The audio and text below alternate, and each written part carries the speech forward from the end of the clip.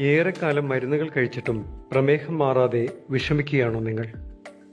എന്നാൽ ജീവിതശൈലിയും ഭക്ഷണരീതിയും മാറ്റുന്നതിലൂടെ പ്രമേഹവും പൊണ്ണത്തടിയും പൂർണ്ണമായും മാറ്റാനാകും.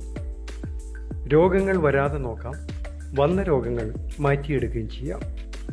പ്രകൃതി ജീവനത്തെക്കുറിച്ച് കൂടുതലറിയാൻ ഈ നമ്പറിൽ ബന്ധപ്പെടൂ.